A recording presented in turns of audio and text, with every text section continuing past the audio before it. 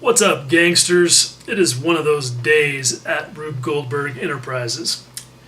I am running short on energy, partly because it's about 900 degrees in here and sweltering like a jungle because even though it's a relatively cool day out here in the middle of nowhere, our air conditioning system is getting replaced right out there. So hopefully there won't be too much construction noise and I won't pass out from heat stroke. Anyway, I'm bored, and even though I don't have a lot of mojo for any real work today, I want to make a video that I've been thinking about doing, but quite frankly been chickening out. Several people have asked me if I would do a video about scribing or rescribing, and I know that it's something that a lot of us are intimidated by, and we hate having to do it, and it is not the easiest thing to do. It definitely gets into advanced modeling skills, and I know all that because I've been through all of those thoughts myself.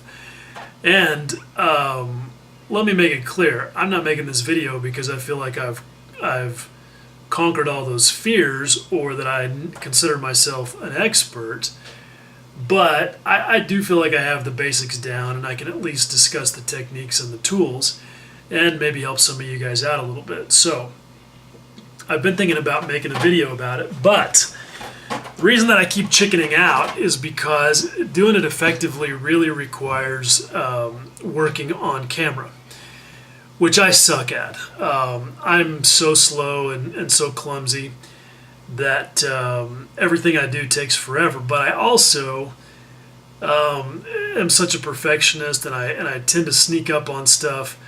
And so when I'm scribing, for example, I may go over a single line 4 or 5 times.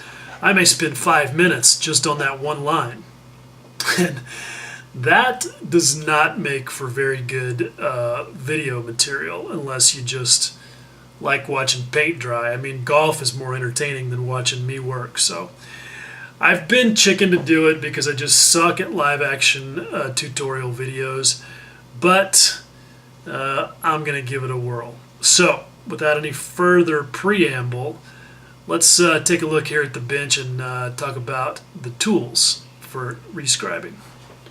Okay, let's start with the basics of what you need for scribing a straight line. I have a couple of different scribers. Everybody's probably pretty familiar with this one by Trumpeter. Tamiya makes one as well. I think it's also called a pea cutter. I'm not really sure why.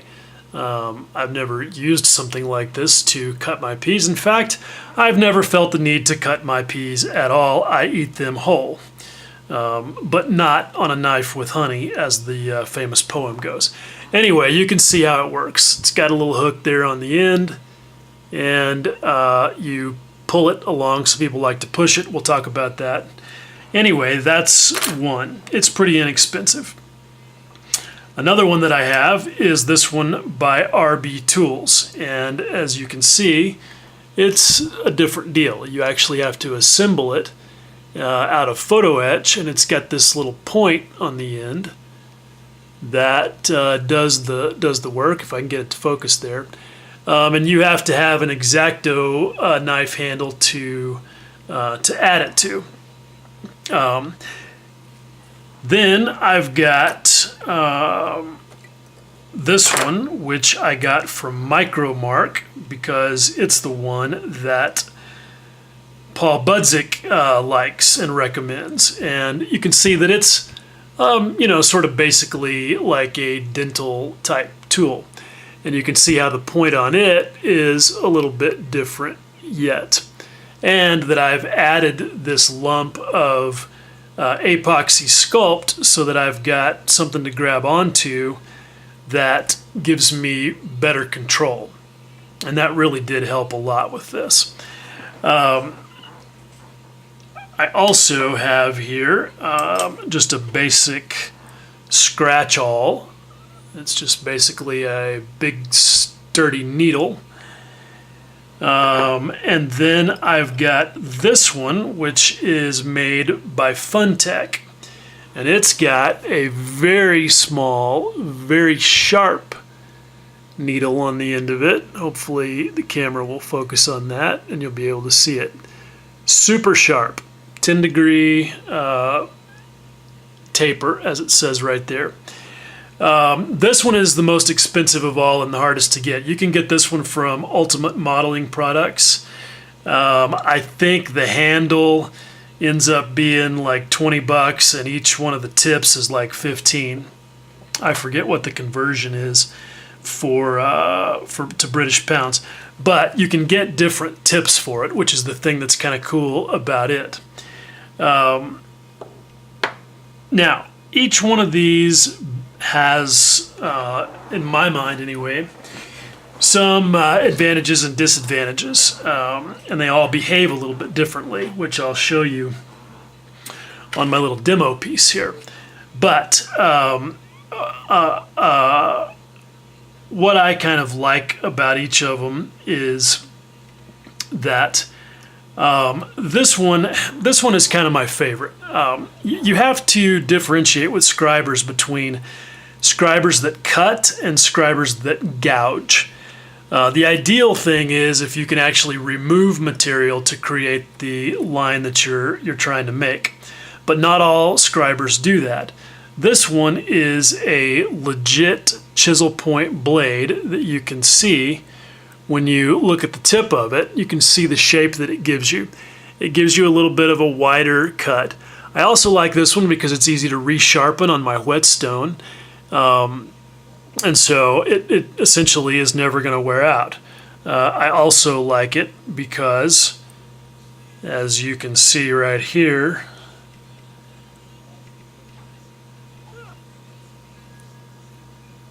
it's a number 19 scriber. And anything that's number 19 is automatically cool with me. The trumpeter one is simple and easy. Not a lot to say about it, but it's a little scratchy in my book. This one is more of a gouging type cutter, but it makes a very nice skinny line. So if that's what you need, that's a good one. Obviously, these needle type scribes are in the gouging category because they're not actually going to remove material. They're going to basically just gouge a trench out. And which one of these I use kind of depends on how much control I want and how fine of a line I get. For me, kind of the rule of thumb is that the closer I'm holding the thing to the tip of it, the more control I have. So I don't like the control of something like this very much for scribing, but you may not be as clumsy as me and you may find that it works perfectly well. Now, two things that also fall into the category of scribing tools, but that may not be obvious. This is just your standard dental pick, and it is not designed to cut at all. This is one that I use when I want to do something, for example, like I just want to clean the paint out of a panel line. It works nice and smooth for something like that. So I keep one of those handy for that type of thing. The other thing is this Tamiya razor saw. And this is just one of the blade shapes that they make. The other one that I end up using some is this one right here with a curved blade. Now, these may not seem intuitive as scribing tools, but trust me, when I demonstrate their use, you'll understand why I like them so much. In fact, they are some of the most effective scribing tools that I have, and they make the job much easier in a number of circumstances. So, let's get into it. The next thing that you need for scribing is something to use as a guide. Now, most often you're going to be making a straight line, so anything with a nice rigid straight edge should theoretically work. Some people like to use masking tape or electrical tape. I don't care for that because it's not rigid, and that leaves entirely too much room for error in my opinion. And scribing is one of those things where you've got to be on your game, and your lines have to be straight and clean, because especially if you're going to use a panel line wash with a high contrast to it, every little wiggle and mistake that you make when you're running that line across the surface of your plastic is going to show up like it's highlighted in neon. And you just, to me, that's just not going to look good. And especially when you're doing close-up photography, I don't know, nothing says sloppy craftsmanship more than a crooked scribed line, in my opinion. So I'm not taking any chances, guys. I'm going to use something that's rigid for my guide, unless I can use a feature on the part as the guide itself, and I'll explain what I mean about that in a minute. One thing that you will see a lot of guys recommend as a guide is this stuff, Dymo tape. Now, Dymo is a brand of label maker. It's one of those little gun-looking things. You squeeze the trigger, you dial which letter you want, it punches the letter in this plastic tape. They don't really make those a whole lot anymore, because now those little guns have like little tiny printers in them, and they're just inkjet or whatever. But you can still find Dymo tape. It's a little bit difficult to find, but you can still find it. And the truth is that there's better stuff, which I'll show you here in a second. The reason that I kind of don't like Dymo tape that much is because while it is super stiff, it is sometimes too stiff for situations where you need the tape to conform to a curve. Like, let's say, for example, on this F4 fuselage that I'll be using for some demonstration here in a second, that I wanted to conform the label tape or the guide tape over a curvature like this right here. Dymo's just not very good for that. As sticky as it is, it doesn't want to stay put on a curve that tight very well, and that gets to the second disadvantage of Dymo, which is the fact that it's so sticky. If you find yourself scribing on top of paint, which may occasionally happen, Dymo will very easily yank paint off of a plastic surface. So you have to be super careful, unstick it on the back of your hand or whatever, because it can damage your paint. So I don't tend to use Dymo a whole lot, but as you can see, I've got a piece of it right here. Now, what do I use instead? This magic stuff. This is made by a company called HiQ, and it comes in two different widths, a 3mm and a 6mm. And you can see that it doesn't have any backing paper on it, so that's nice. You just pull it off the roll. It is quite a bit thinner and not as stiff as Dymo is, but in the lateral direction, it's plenty stiff enough to act as a straight edge. So it works really well, and that gets you ready for the most basic type of scribing. And we'll just do a quick demo of it. I mean, it's not particularly any kind of wizardry at this point. What you do once you've got your piece of tape laid down.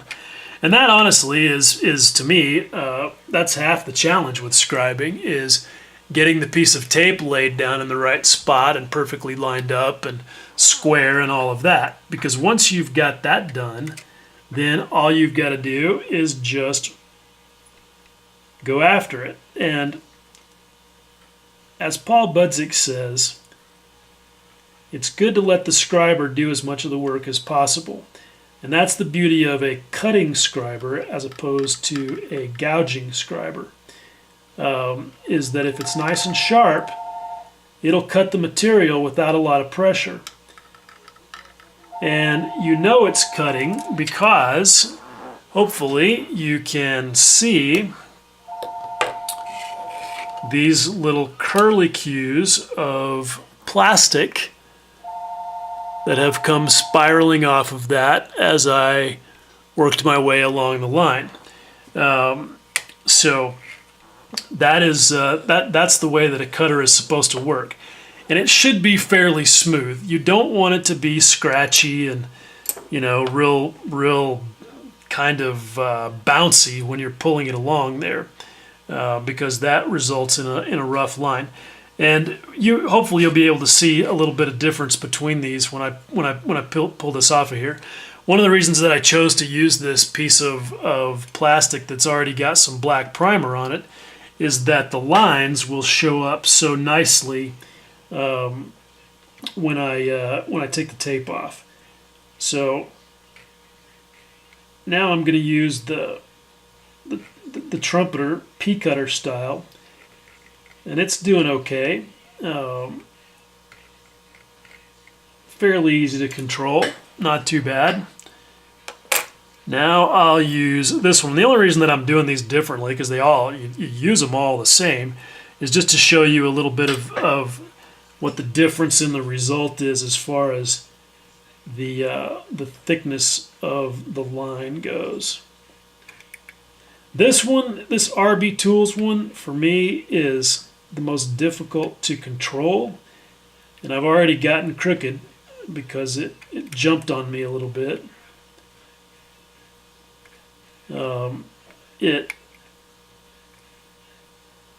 It's so tall, and I'll explain what I mean here in a second. The distance from the center line of the scriber to the tip is just, it's a lot for what you're resting on there, which is just that small point. And it just, for me, it's just not as easy to control as something like this, where you can see the tip of the scriber is basically on the center line of the tool itself. And so it just doesn't rock on you as much. Plus, I also have that lump of sculpting epoxy on there, so that helps too. But something like this, where you've got a nice thick handle and you basically are going to grip it like a pencil, also gives you really good control. But I tend not to use this type of scriber for lines, and you'll see why here in a second. I'm making 3 or 4 passes on each of these because that's usually enough to get done with what you need to do. So let's pop the tape off here and see what we get. Hopefully they'll be nice quality lines. This is, you can kind of hear how much harder it is to get that Dymo tape to come off. This is Mr. Surfacer 1500, so I didn't expect to pull any of it up, but I also wouldn't have been surprised either. Okay, so here you go. Here's the sort of 3 different lines that you can see. This is the Paul Budzik Micro Mark scriber. This is the RB Tools scriber. This is the Trumpeter Pea Cutter scriber. And then this one is the Funtech Point. Now you may not be able to see the difference on camera. I don't know if you can sort of tell the difference in line weight and thickness or not. But there is a subtle difference. And you can definitely tell how much skinnier the one is that I made with the pointed one from Funtech. And you can see where I got off my guide on this one with the RB Tools, where there's a little bit of a dog leg in it there. So anyway, that's pretty much the basic thing when you are scribing. Now, one thing that you'll notice, and I'm going to just flip this over and do this on bare plastic because it'll be a little better this way, since what I'm about to do involves some Tamiya Extra Thin. When you scribe a line, even with a good cutter that's nice and sharp, and this one may be in need of sharpening, I don't know. Yeah, it's kind of making some noise. that's a sure sign that it's dull. But that's okay, because that actually kind of serves better for what I'm trying to demonstrate here. You can see it even shaved off the edge of the guide tape there. So now, get that off of there. What you pretty much always are going to get is, especially if the cutter's dull, like that one apparently is, look at the sort of raised edge there that you've got.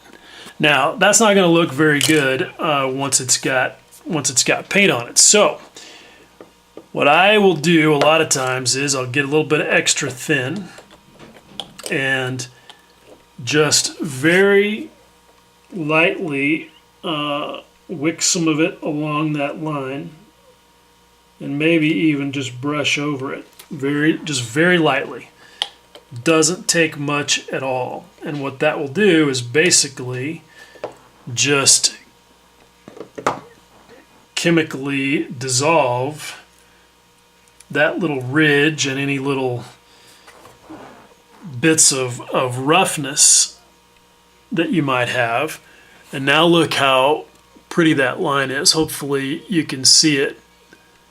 It's kind of tough with the gray plastic, but now you've got a nice clean line. You can also use steel wool, which is one of my favorite things because it conforms to surfaces so well and does a good job of burnishing without tearing anything up. So this is 4/0 steel wool. That's the only grade that I recommend for anything that we do. And you know, just give a few quick passes over your work, and you can see that cleaned each of these lines up pretty well. But now you can see the difference a little bit more. Look at that. Look at the line made by the RB scriber. See that heavy ridge that it creates? That's the difference between a cutting scriber and a gouging scriber.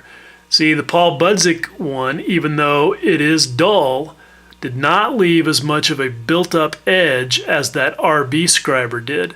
And even the Trumpeter one, which I kind of is like my least favorite, did better than the RB Tools scriber. So that's good. I'm glad you guys can see that.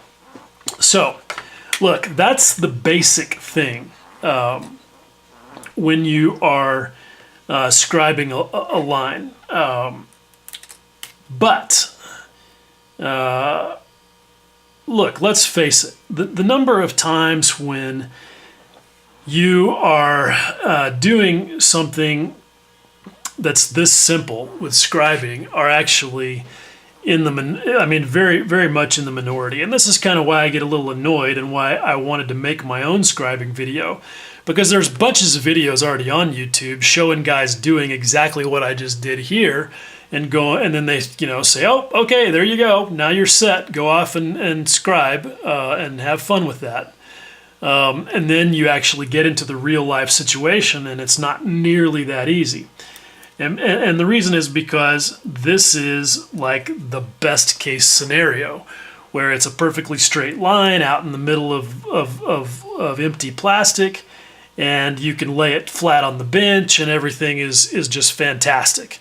But things can get a little stupid in actual practice. The only time you're really going to be doing much of this type of thing is if you are rescribing an entire kit where you've sanded it smooth and you're adding back all of the panel lines, or you're adding additional panel lines to one that didn't have a lot already.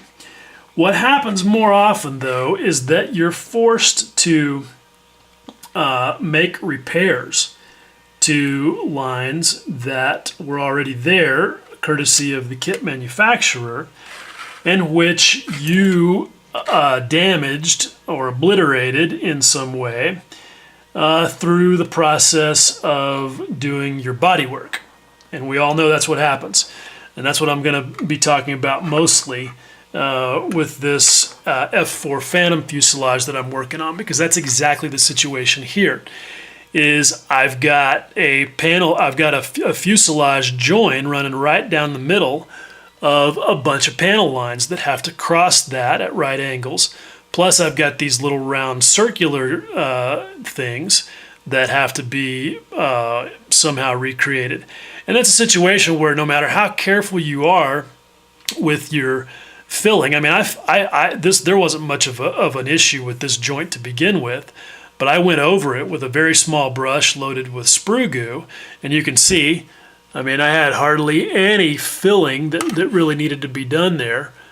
But regardless of how careful I was with that and my subsequent sanding, you're going to have to repair those panel lines. So let's talk about kind of the easiest of those situations. And that's one where you've got a straight panel line on a relatively flat surface, like this wing, and you end up filling one end of it with filler, or you sand it off, or whatever the case may be. At any rate, it's supposed to reach this panel line here, but it's now short by 1/8 of an inch or whatever. So there's a couple of ways that you can handle that now. And this is also a point to talk about the fact that a big part of whether or not you're going to be successful with rescribing is in the choice you make with your filler material, because not all filler materials can be scribed equally. The reality is that nothing scribes as well as native polystyrene. So anytime you can work with that, you're better off. When you start getting into filler materials that are the most common things, like your Tamiya putties, your Squadron Green putty, or one of my new favorite things, this Combi Spot putty, which is more of an automotive grade stuff, or my other favorite, which is Bondo 907 Spot Glazing Compound. Those putties are all lacquer-based putties with some kind of a filler material in them, and they tend to be a bit brittle. And if you get after them with a scriber like this trumpeter thing, you're going to find very quickly that they will chip and fly all over the place and leave horrible ragged lines, and you'll just never get them to look good. You can, some guys like super glue as a filler, sometimes with things like talcum powder or acrylic beads mixed in with it. And it does scribe better, but still not as nice as actual styrene. So for that reason, when I know that I'm going to have to do some scribing, these days my favorite filler material for something like this is becoming sprue goo. And that is, if you're not familiar with it, I've got a jar of it right here. This is an old Tamiya liquid cement jar, extra thin jar. And basically all I've done is I've taken some leftover sprue and put a bunch of clippings in this jar and then added Tamiya extra thin to it and just let it melt into this goop. I also added a little bit of green Mr. Paint lacquer to it because I wanted to make it a little easier to see. It was just plain gray before, and when I was using it on this F4, you couldn't see it. And so I decided to add a little bit of a color to it. And I chose lacquer because the components of lacquer paint are not that far off from what's in Tamiya extra thin, and so it all kind of works together. But anyway, the point is that sprue goo will give you a native polystyrene surface to rescribe. Now, people will say, oh, but it takes forever to cure, and it shrinks, and it'll distort, and blah, blah, blah, blah, blah. Well, yeah, I mean, that's all true if you're doing it wrong. If you use it in very small amounts, it will cure overnight, and it will not distort. And if it does settle a little bit, then you just add a little bit more and wait for that to cure and go on about your business. When I did the seam on the 4, again, I used a small brush and I applied a bead of that stuff all the way along the length of this that wasn't more than a 1/16 of an inch wide at any point. But I have used it in situations where I had covered an area that was like as big as this panel right here. I had to use it on my special hobby Hawker Tempest that way. And you just, you have to apply it thin. And if it needs to be built up, do it in maybe a couple of sessions and give it a good 24 hours to cure out. But it'll be fine. I've operated on it in as little as 8 hours, in fact. So just don't get crazy with it. Use minimal amounts and give it plenty of time to cure, and it'll be fine. So anyway, enough about that. Let's assume that you do have whatever the filler of your choice is. In this situation right here, where this line is now not extending as far as it's supposed to. Now, there's a couple of ways I could handle this. I could add some guide tape, and I could use one of my other scribers, and I could repair the tip of that line. But this is where these razor saws become so handy. And this curved one in particular, because now what I can do is I can use the line that's already there as a guide, and I can use the razor saw to start to push into that territory where there is no line. And because of the curvature here, I've got multiple teeth running along that groove that was already there, and that acts as a bit of a rail for me to push this little saw along. And once I get it going, then I just start working it a little bit. And now I've extended my line, maybe even a little too far, but that's just down to just being careful. But you can see that makes a pretty nice little straight extension of that line. You just have to be careful of how far you go, obviously. But that's why I like this little butter knife shaped thing as a scribing tool. Now, something else that you can do in a situation like that is where you need a little bit of a guide and you don't have much of one, is you can just take a number 10 blade like this. And let's see here. Let me find a place where maybe I want to make a line that runs diagonally across here. So what I'm going to do is I'm going to use the number 10 blade and just rock back and forth there. And I'm not doing a good job of it. This is one of those things where me being slow and clumsy doesn't help, but you'll get the idea. Okay, so I'm going to just rock back and forth there and create a little bit of a groove. Now, it doesn't take much, especially if you've got a good sharp scriber, to follow that with. But now that I've got a little bit of a groove going there, and this is a trick that I've used on wing root fillets, where it's an inside radius, and it's very difficult to get a piece of tape in there. So now that I've got a little bit of a line started,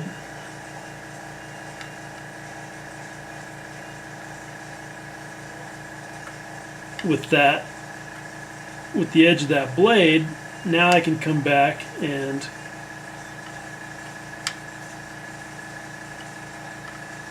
use a a scriber to chase it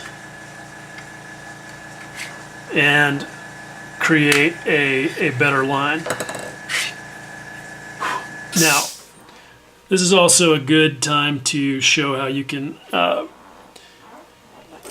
make a little bit of a correction. I was starting to get a little bit crooked there. You can see it. It's not perfectly straight at the tip of it. And that's one of those situations where if it's crooked, you know, it's just not going to look good. So one thing that you can do is come back with this thing and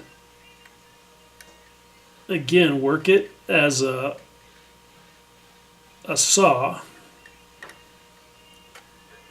and whether you push it or pull it just kind of depends on what's comfortable for the situation. But the nice thing about these little razor saw blades is that the teeth are not directional, so you can do it. You can do it either way.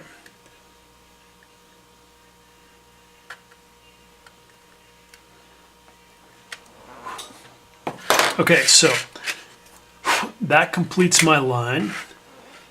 Give it a little bit of a cleanup there.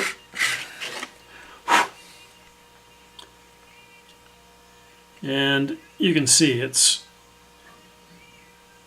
not beautiful. It's a little deeper than it needs to be, but for an on-camera demo of the technique, I'll take it. You can see I went a little too far. I kind of trapped myself in the corner there, but you get the point, okay? That's the basic way that you can use different tools to help you in a tight situation where maybe tape is not going to work.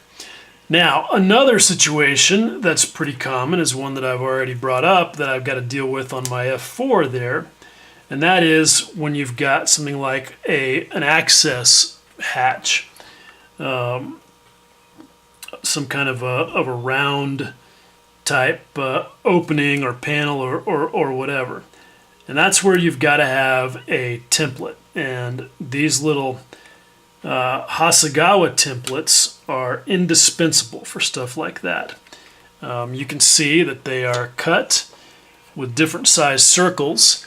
And then this set that I got also had this one with these oval shaped patterns.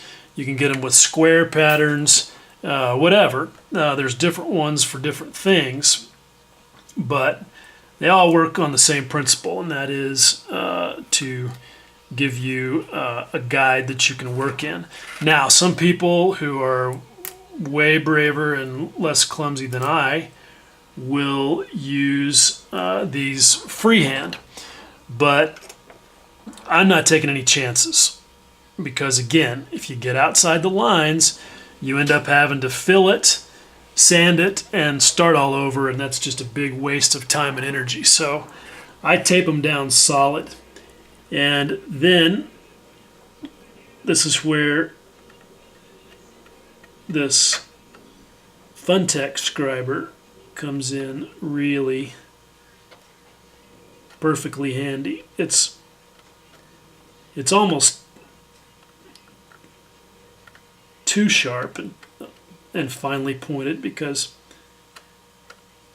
it digs in pretty hard, but once you get a groove going, then things get better. And you know, this is also just one of those things where you just have to do it and get a feel for the way that the tools behave, because it is a technique that's all about feel. I mean, I can show you and tell you all day long right here on video, but until you've got that tactile sensation of using the tool, you're not really going to understand completely. But there we go. Nice little circle. And you can see it does leave a little bit of a jagged edge. So again, that's where a little bit of steel wool, and yeah, you could use a sanding sponge or whatever for this, but I just find steel wool is really the perfect tool for this burnishing because it conforms and is not too aggressive. Another thing that I'll use sometimes is one of these little fiberglass pins. They work really good for cleaning any sanding dust or whatever you might get out of the groove once it's done. So that's not too bad. We can also, like I did before, run a little bit of extra thin in there.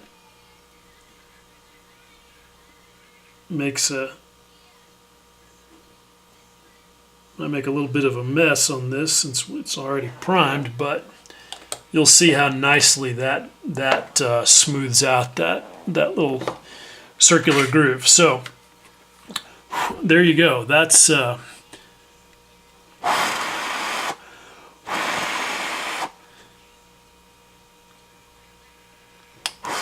pretty quick and straightforward demonstration of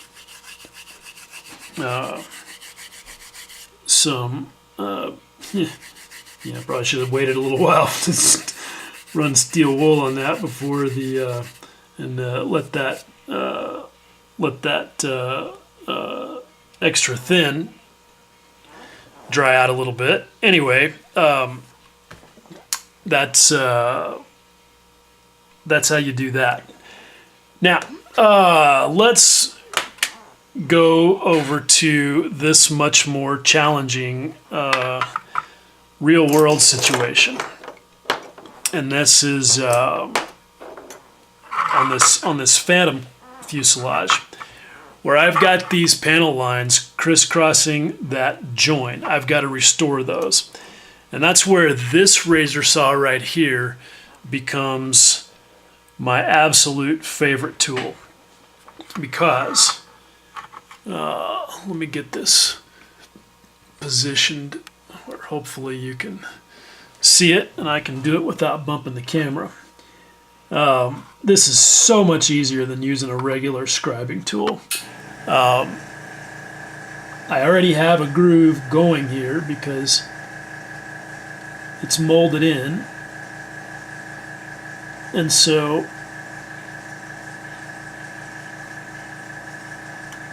connecting to the existing groove on the other side of the joint is relatively easy, even when you're as clumsy as I am. And I find that this saw, and I think these blades are like 6 thousandths thick or something. I'm not really sure, but whatever the number is, it's perfect for these panel lines.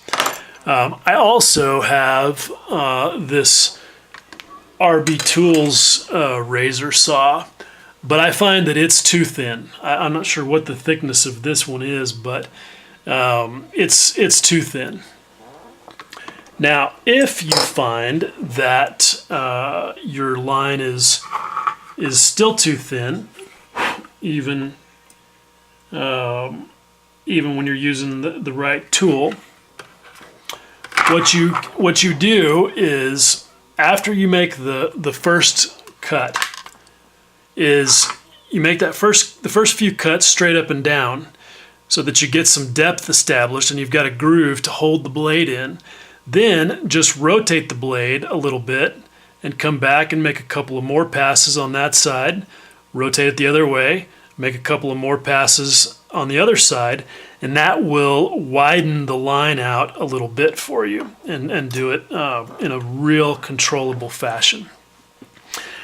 Now, the last thing that I want to do after I've cleaned up this line, which doesn't really have much fuzz on it, that's one of the nice things about using the saw, is it leaves a cleaner finish, is I want to be able to look at it and check my work and see how well I've done. So what I like to do is take a Sharpie, and I'm going to just color in there, get some ink down in there, and you can use a panel line wash for this too, but I find the Sharpie to be the quickest, and it's nice and black and it dries instantly, so I like to use it the best. Then take the steel wool and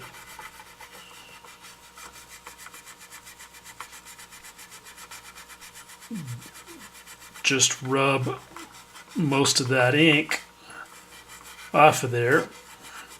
This one's a little bit of a hassle because there's that little fin is sticking up right there. But especially on light colored plastic, I mean, you can see from way up there that that line is nice and tight. There you go. I don't know how much better I could do than that. I'm pretty grateful that I was able to pull that off as well as I did on camera, and that speaks to the level of control that this little saw blade right here will give you. So I'm pretty happy about that. If every single line I scribed was that tight on the first try, man, I'd be a happy camper. But it's not always that easy. You can see I've already worked this section right here behind the cockpit, and that was probably an hour and a half to do those 3 lines crossing, the little circular thing, and then that crazy hatch right there. And you can see that the hatch is not perfect. I mean, I think it's going to be pretty good. I think it's going to be fine, especially since there's a lot of oil paint weathering that's going to happen right around that thing. But it's good enough that I'm ready to shoot some primer on top of it, because that's the final telltale. You can see that I may have gone a little too far right there on the end there where the line goes. Looks like it goes a little too far. It's kind of difficult to tell how much that's going to show until I put a coat of primer on there. And once I do, I may find that a little bit more sanding or cleanup, and I may even have to go in with a very, very tiny brush and a very tiny amount of filler and fill in where it extends beyond that corner right there, just to make sure that that corner is nice and square. But the worst of it is done. I had to just work my way segment by segment around that little thing, and it just took time and patience, and going back over some sections of it multiple times. But hopefully it will turn out good when there's paint on there, and I'll be a happy camper. At any rate, I think that kind of covers basically everything that I wanted to talk about in this tutorial. But I think you can see what I'm talking about when it comes to these real-world challenges. It's true that you may not ever find yourself in a situation where you'd have to scribe down into a tight corner like this, or around a curve like this and up into another tight corner. But those are the things that make scribing in the real world, as opposed to demonstrating it out here on a single flat piece of plastic, a lot more difficult. And those are the reasons why we justifiably I think, are often scared to do it. But if you've got good tools and good methods and you're methodical about it, I think you can see that it can be done. Because look, if somebody that's as clumsy as I am can pull it off, then surely anybody could. Okay, so there you go. Hopefully that will not be too terrible. Every time I've tried to do one of these sort of live action demonstrations, I take the card out of my little video camera right there and I take it in and put it in my iMac and I start watching it and I'm like, man, this is terrible. And I mean, that's even for somebody that's got as obviously low of a standard as I do for video production.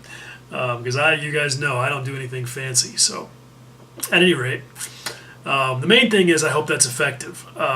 You guys can let me know in the comments or whatever if you have some questions or if there's things that I didn't cover. But as I'm kind of sitting here, surveying things, I think that's about as much as I could really say about it. Again, it's one of those things that is justifiably fear-inspiring, but it is also an essential skill once you get to a certain point in model making. If you really want a realistic look, if you really want to do good quality body work, if you want to do scratch work, if you want to work with some older kits that may not have good panel lines, you have to master this skill. So hopefully this will help get you a little further on your way to doing that. All right, gangsters, if you're still putting up with me, I appreciate it as always. Thank you for watching. Much love.